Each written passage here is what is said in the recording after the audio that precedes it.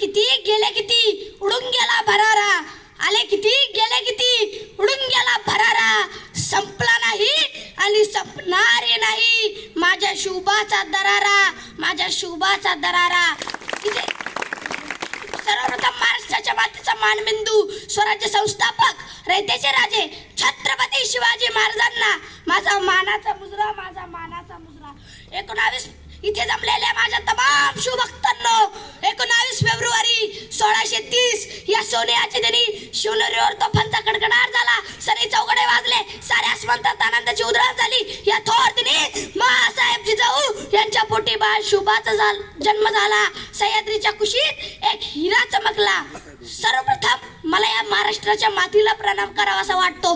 महाराष्ट्राच्या मातीला प्रणाम एवढ्यासाठीच की ही ती माती आहे जी माती प्रभू रामचंद्रांच्या पदस्पर्शाने पावन झाली, ती हीच माती आहे. म्हणून या महाराष्ट्राच्या मातीला प्रणाम आहे. जगाचा विश्वकर्मा पंढरीचा पांडुरंग 28 युगापासून ज्या मातीवर कमरेवर हात ठेवून उभा आहे ती सुद्धा हीच माती आहे. म्हणून या महाराष्ट्राच्या मातीला प्रणाम आहे. हे विश्वच माझे घर असा जगाला आवश्यकतेचा संदेश देणाऱ्या संत ज्ञानेश्वरांची ज्ञानेश्वरी ज्या मातीत जन्माला आली ती सुद्धा हीच माती आहे. म्हणून या महाराष्ट्राच्या मातीला प्रणाम आहे. महाराष्ट्राचा इतिहास जर आपण 350 वर्षापूर्वी चालत गेलो तर आपल्याला दिसन महाराष्ट्रात मंदिराच्या मंदिर उद्ध्वस्त केली जायची, मूर्तीच्या मूर्त्या फोडल्या जायच्या, स्त्रियांची लुटली जायची, शेतकऱ्यांची शेताच्या शेत उद्ध्वस्त केली जायची. अरे लहान थोर आणि ज्येष्ठ सारेच भोगत होती कष्ट. अशाच वेळेस स्वतःच्या मनगटाच्या जोरावर 18 पगड जातीतील मावळ्यांच्या बळावर स्वराज्य निर्माण केले. अफजलनं फाडला, साहित्याची बोटं छाटली आणि हिंदुस्थानचा चक्रवर्ती सम्राट छत्रपती शिवाजी महाराजांच्या घोड्यांचा टापांचा आवाज ज्या मातीने आपल्या काळजात साठवून ठेवला ती सुद्धा हीच माती आहे. म्हणून या महाराष्ट्राच्या मातीला प्रणाम आहे. अहो, शत्रूला सुद्धा छत्रपतींच्या विचारांचं आकर्षण केवढा, छत्रपतींच्या विचारांबद्दल केवढा हा आदर. अहो, तो औरंगजेब त्याचा एक स्वगत आला आहे हे सांगण्याचा मोह मला या ठिकाणी वारंवार होत आहे. अहो, तो औरंगजेब आपल्या पुत्राला काय सांगतोय? हा हा तोबा तोबा, हा हा तोबा तोबा, क्यों फतेह हासिल होती शिवाजी को, क्यों हमारी तरह फौज बारूद तोफखाना खजीना हाथी घोड़े शिवा के पास कुछ भी नहीं, फिर भी फतेह हासिल होती शिवा को. शाहजादे, तुम जैसे औरत शराब नाच गाना और इश्क मोहब्बत में गिरफ्तार इस बहादुर शिवा को कभी समझ ही नहीं पाओगे. शिवाजी ने किले बनाए लेकिन उससे भी ज्यादा न जीत जाने वाले लोग बनाए, न जीत जाने वाले लोग बनाए. शिवाजी के सरदारों को हमने लाखों की जहागीर की लालच दिखाई लेकिन उन जहांबाज मराठों ने थूक दिया. शाहजादे थूक दिया. मराठे झुकते नहीं, मराठे रुकते नहीं, मराठे थकते नहीं और मराठे बिकते भी नहीं. शाहजादे, अब शिवाजी मगरूर है, चालाक है, दगाबाज है, लेकिन उसका चाल चलन दूध की तरह साफ और सूरज की तरह चमकदार है. लेकिन उसका चाल चलन दूध की तरह साफ और सूरज की तरह चमकदार है. हमारे अपने दुश्मन की भी औरतों की इज्जत करना जानता है वो, इसलिए उसकी इज्जत आज आसमान को छू रही है, इसलिए उसकी इज्जत आज आसमान को छू रही है. शाहजादे, हम खुश नसीब है, हमें दुश्मन भी जो मिला तो शिवा जैसा, हमें दुश्मन भी जो मिला तो शिवा जैसा. अहो, शेतकऱ्याच्या गवताच्या काडीला व भाजीच्या देठाला हात लावू नका हे सांगणारा राजा असतो. आदेश सैनिका देठ ना तुटो भाजीचा देठ. अरे अशी राहू द्या जाग ना लागो गवताला आग. तानाजी पाहतो विघ्न आणि टाळतो मुलाचे लग्न, तानाजी पाहतो विघ्न आणि टाळतो मुलाचे लग्न. हे कुठून येते सगळे, हे कुठून येते सगळे. ही गोष्ट आहे साधी, रयतेसाठी फक्त रायगडाची गादी, रयतेसाठी फक्त रायगडाची गादी. अहो, काय होतं राजाकडं? जे होतं ते शून्यातून उभं केलेलं होतं. 15-16 वर्षाचे पोरं घेऊन राजा रानावनात जायची, रानावनात तलवारीचा खेळ सुरू करायची. तलवारीचा खेळ सुरू असताना कुणी अनोळखी आलं तर बाहेरच्यांना कळू नये म्हणून झाडावर खुण्याचं पोरगं उभं केलेलं असायचं. खुण्याचं पोरगं खून द्यायचं कुणी अनोळखी आलं तर, की तेवढ्यात राजा तलवारी समशेर लपवून विट्टी दांडूचा खेळ सुरू करायचे. एकदा काय झालं, 15-16 वर्षाचं एक रांगडं पोरगं राजांना भेटायला चाललं होतं.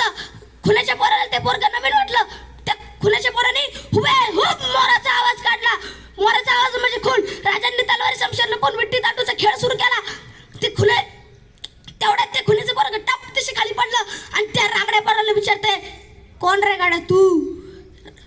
ते रांगडं पोरगं सांगताय, मी रामोशाचं बहिर्जी जी. काय काम काढलंस र? ते राजांना भेटायचं जी. का र? सांगतो की.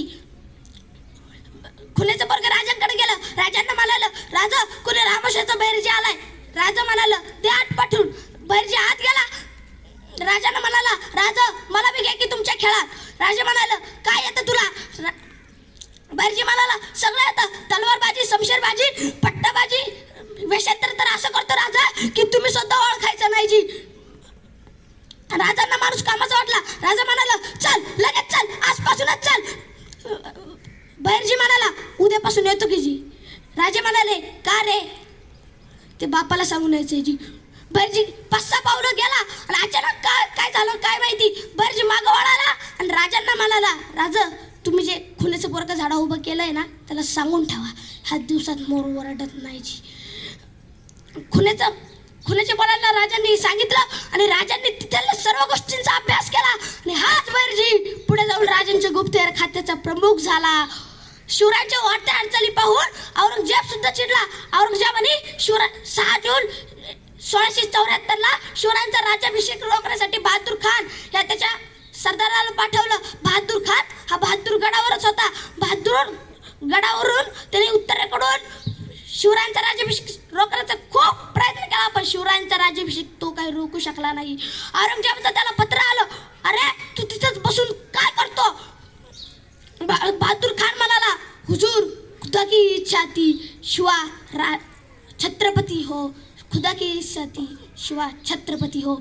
शिवाजी बहादूर खानाला माहित होतं औरंगजेब चिडणार. औरंगजेबाला तरी अचूक लिहिलं की हुजूर मैंने बहुत प्रयत्न किए लेकिन शिवा का राज्याभिषेक नहीं रोक सका, लेकिन मैंने 1 कोटी यहाँ पर जमा लिए है, तुम्हारी तरफ भेज देता हूँ, इतना पावसाळा संपने दो. पाठवणारच होता. ही बातमी औरंगजेबाला आग्र्याला कळूस्तर त्याच्या दुप्पट वेगानं महाराजांना कळाली. महाराज हंबीरराव मोहित्यांना म्हणाले, बहादूर गडावर 1 कोटी निघते. हंबीरराव म्हणाले, आणि तो रायगडाचा नियम होता, रायगडावर 10,000 फौज होती. 10,000 पैकी 1,000 रायगडाच्या संरक्षणासाठी ठेवले. उरले 9,000. 2,000 हंबीरराव मोहिते घेऊन श्रीगोंद्याच्या कुरकुमच्या दिशेनं इकडून 7,000 फौजेने दिवसा बहादूर खानावर हल्ला केला. आता बहादूर खानाचा हेर म्हणाला, हुजूर हो आ गए. बहादूर खान म्हणाला, हो कौन? हुजूर मराठे आ गए. बहादूर खान म्हणाला, वो तो रात में आते हैं ना, अब दिन में कैसे आ गए? रात में आते हैं तो 100-200 आते हैं, छापा लगा के जाते हैं. दिन में आए होंगे तो बहुत होंगे, 40-45 हजार होंगे. बहादूर खानाला त्याची 35,000 बाहेर काढले. आता 35,000 इकडून 7,000 मावळे येणार. जे हर हर महादेवचा घोष झाला, तिकडून मावळे त्या जोशात, इकडून बहादूर खानाचे सैन्य त्या जोशात. बघता भावनेचा जोश झाला. तलवारी शमशेर बसला, लढाई होणार की अचानक मराठ्यांनी रिव्हर्स गेअर टाकला, भागो. बहादूर खानाला विशेष वाटलं, मराठी पुढं मुघल माग. असं करता मराठ्यांचे 1 मै 2 मै 3 मै 4 मै 5 मै झाले. बहादूर खान म्हणाला, आप चले गए हो, अब फिर नहीं आएंगे. बहादूर खान 5-6 पावलंच मग गेला आणि अचानक शेवटचा हेर म्हणाला, हुजूर मराठे फिर आ गए. बहादूर खान म्हणाला, फिर आ गए. परत इकडून 7,000 इकडून 35,000 लढाई होणार. जय भावनेचा घोष जागर झाला, लढाई होणार. तलवारी शमशेर बसला, होणार की अचानक मराठ्यांनी रिव्हर्स गेअर टाकला, भागो. मराठी पुढंच, मुघल माग. 1 मै झाले, 2 मै झाले, 3 मै झाले, 4 मै झाले, 5 मै झाले, 6 मै झाले, 7 मै झाले. मराठी पुढंच. बहादूर खान म्हणाला, केला लपाछुपी चालू आहे क्या? बहादूर खान 5-6 पावलं मागे गेला की डबल शेवटचा हेर म्हणाला, हुजूर मराठे फिर आ गए. आता मात्र बहादूर खानाचं डोकं भडकलं. बहादूर खान म्हणाला, अब जब तक जाएंगे तब तक तान नाही. डबल इकडून परत 7,000, इकडून 35,000 लढाई व्हायला, तलवारी समशेर उपसल्या, जय भवानीचा जागर झाला आणि लढाई होणार की अचानक मराठ्यांनी परत रिव्हर्स गिअर टाकला, भागो. पण आता बहादूर खानाचं ठरलं होतं, जवळ जातील तवर ताणायचे. असं कर श्रीगोंदा नगर करत करत मराठी पुण्यात पोहोचले. आता पुण्यात गेल्यावर काही मराठी सासवडच्या घाटात, काही कात्रजच्या आणि काही सिंहगडच्या. आता बहादूर खानाला मराठे दिसनाच. बहादूर खान म्हणाला, कहा चले गए हो, नहीं दिख रहे. आता बहादूर खान म्हणाला, आप चले गए हो, जीतम जीतम जीतम, जीत गए हम, मराठों को हरा दिया. बहादूर खान छाती डालवतच चालला. इकडून 2,000 फौजांनी गडावर हमला केला. जे होते वॉचमॅन गेटमॅन सुजवले, फाडवले, आत गेले मराठे. 1,00,000 सोनं लुटलं मराठ्यांनी. इकडून मराठे पळून गेले. तेव्हा बहादूर खान गडागडा आला. त्याला दिसला एक सुजलेला, फाडलेला, मारलेला. बहादूर खान तो म्हणाला, हुजूर सब लूट लिया. बहादुर खान म्हणाला, किसने हुजूर, किसने? हुजूर मराठों ने. हम मग ऐसा कैसे हो गया? ऐसा ही हुआ हुजूर. मग हम किसके पीछे गए थे? मराठों के हुजूर. इधर कौन आया? मराठे हुजूर. तर असं बनवलं वय. एवढं आपल्याला गोल गोल फिरवलं आणि इकडे 2,000 फौजांनी 1 कोटी लुटले. काय बहादुर खान म्हणाला, हे कैसा मराठा है, इतना सैराट मराठा है, हे सैतान है मराठा, सैतान. ही बातमी औरंगजेबाला कळाली. औरंगजेब अजून चिडला. त्याला फरमान पाठवलं, अरे तू तिथं बसून काय करतोयस? तुझ्या दिवसा ढवळ्या, तुझ्या तिथून 1 कोटी लुटले मराठ्यांनी. 1 कोटी. एक मावळा न गमावता, थोडी सुद्धा न इजा होता, सहज 1 कोटी लुटले मराठ्यांनी. 1 कोटी. मी जाता जाता एवढेच सांगतो, मी जाता जाता एवढेच म्हणतो, सिंहाची चाल गरुडाची नजर, सिंहाची चाल गरुडाची नजर, स्त्रियांचा आधार